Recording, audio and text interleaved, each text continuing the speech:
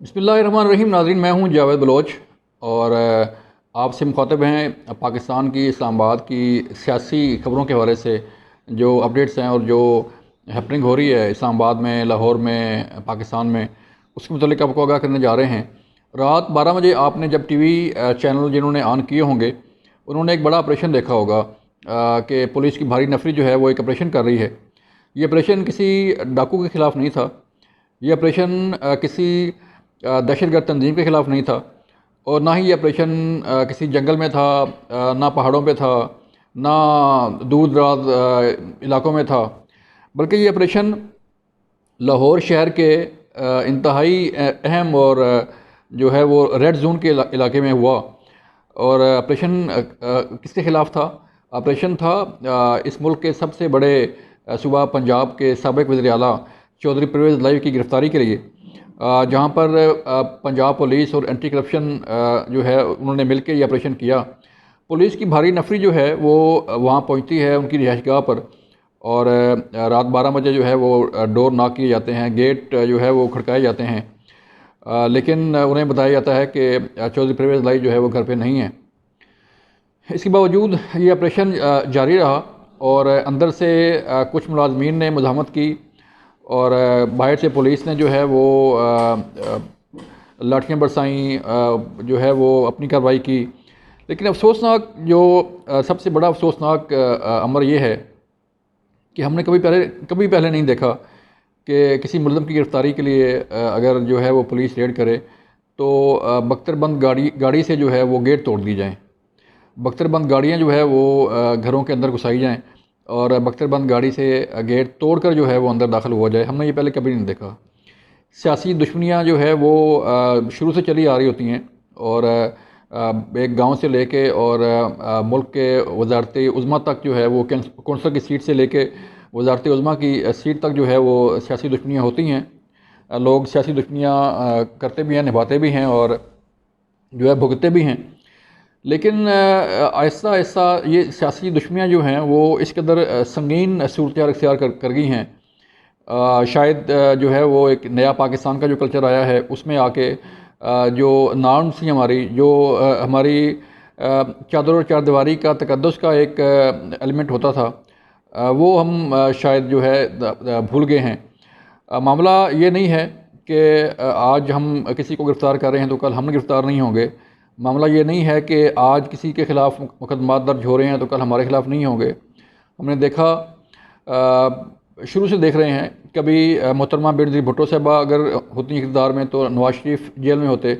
जब नवाज़ शरीफ जेल बाहर होते, वज़ीर आज़म होते, तो मोहतरमा बेनज़ीर भुट्टो साहबा जो है वो जेल में होती और बाकी सियासी लीडर जो है वो जेल में होते। तो चल रहा है, चलता आ रहा है।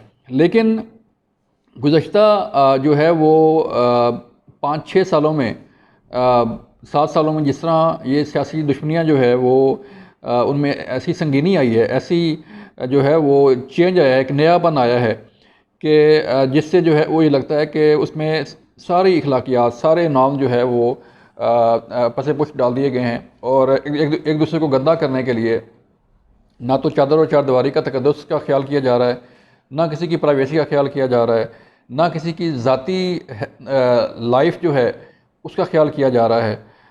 लोग जो है वो घरों में महफूज नहीं हैं। लोग जो है अपने दफातर में जो है महफूज नहीं हैं।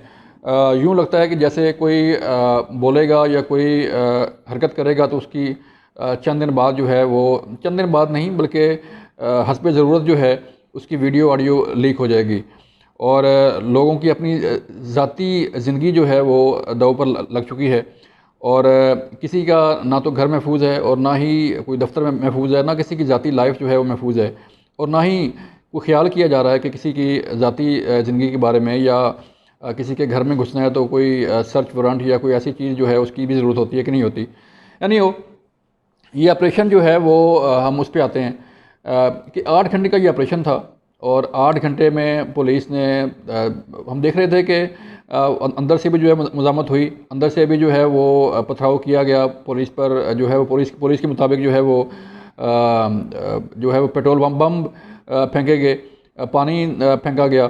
तो उस पर ज़ाहिर बात फिर पुलिस ने भी एक्शन लेना था, लेकिन इतना शदीद एक्शन जो है वो बख्तरबंद गाड़ियों में जाके गेट तोड़ के अंदर दाखिल होना और फिर सारी कार्रवाई करना, ये हमने कभी नहीं देखा और ना ही कभी ऐसी कोई मिसाल मिली है कि बख्तरबंद गाड़ियाँ जो हैं वो लोगों के घरों में घुसा दी जाएँ। लेकिन ये 8 घंटे बाद ऑपरेशन जो है वो पुलिस को वापस जाना पड़ा। एंटी करप्शन और पुलिस का ये मुश्तरका ऑपरेशन था। लेकिन सवाल ये पैदा होता है कि गिरफ़्तारी तो नहीं हुई चौधरी परवेज़ लाई की, लेकिन इसके साथ साथ जो मुज़ाकरात हो रहे हैं उस पे बड़ा असर पड़ेगा कि एक तरफ जो है वो मुज़ाकरात किए जा रहे हैं हुकूमत के और तहरीक इंसाफ मुज़ाकरात में बैठी है, दूसरी तरफ ये कार्रवाइयाँ भी हो रही हैं। तो लग ये रहा है कि इस पे इन मुज़ाकरात पे काफ़ी डंड पड़ेगा और हो सकता है कि ये मुज़ाकरात मुलतवी कर दी जाएँ। हमारे ज़राई बता रहे हैं कि इमरान खान ने भी मशावरत की है, चौधरी परवेज़ लाई के से भी उन्होंने बात की है और मुख्तलिफ़ हलकों से बात कर रहे हैं और ज़राई बता रहे हैं कि शायद मुज़ाकरात में डेडलॉक पैदा हो जाए और शायद तहरीक इंसाफ जो है मुज़ाकरात से पीछे हट जाए, जो रात को कार्रवाई हुई है। लेकिन मुज़ाकरात की कामयाबी और बाकी चीज़ों की कामयाबी बहुत ज़रूरी है, क्योंकि सुप्रीम कोर्ट का फ़ैसला भी है, चीज़ें जो हैं वो स्मूथली चलनी हैं। तो इसलिए इन चीज़ों को अगर हुकूमत और बाकी इदारे जो है वो ख्याल से आगे लेके बढ़ें तो ज़्यादा बेहतर होगा कि मामला जो है वो आगे बढ़ते रहें। दूसरी ख़बर जो है वो इंतहाई अहम है कि ज़मान पार्क में तहरीक इंसाफ के कैंडिडेट्स ने धरना दे दिया है। तहरीक इंसाफ के उन कैंडिडेट्स ने जिन्होंने टिकटों के लिए अप्लाई किया था, उन्हें टिकटें नहीं दी गई और उनका ये कहना है कि ऐसे लोगों को टिकटें दे दी गई जिनका कोई पार्टी से कोई तल्लुक़ वास्ता भी नहीं है।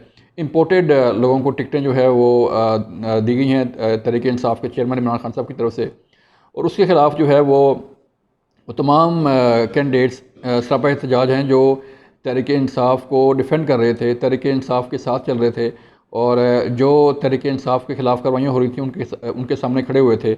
आज वही कारकुन, आज वही रहनुमा जो है तहरीक इंसाफ के ज़मान पार्क के सामने जो है वो धरना दिए बैठे हैं, भूख हड़ताली कैंप लग रहे हैं और खान साहब अंदर मौजूद हैं। फ़ैसला नहीं हो पा रहा कि किसको टिकट दें और किसको ना दें।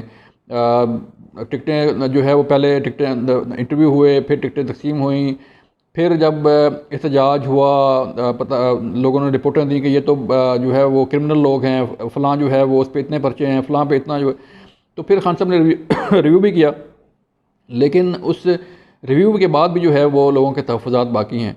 देखना ये है कि ये ज़मान पार्क का एहतजाज क्या रंग लाएगा और क्या अभी तो इलेक्शन होना बाकी हैं और इलेक्शन से पहले ही जो है वो तहरीक इंसाफ आपस में गुत्थम गुत्था है और आपस में उनके दस्तों गिरबान है। तो आगे चल के हालात क्या होंगे? ज़मान पार्क का ये भूख हड़ताली कैंप और एहतजाजी कैंप जो है वो किस हद तक मौसर होगा अपने राइट्स के हसूल के लिए, ये तो आने वाला वक्त ही बताएगा। लेकिन मामलात जो है वो ख़राब होते नज़र आ रहे हैं तहरीक इंसाफ के भी और तहरीक इंसाफ के अंदर जो चीज़ें चल रही हैं उससे भी चीज़ें लग रहा है कि तहरीक इंसाफ के अंदर से भी कुछ जो है वो और कोई ग्रुप्स जो है वो शायद बनना शुरू हो जाएँ। अब तक के लिए इतना ही। अपना ख्याल रखिएगा। अल्लाह हाफ़िज़।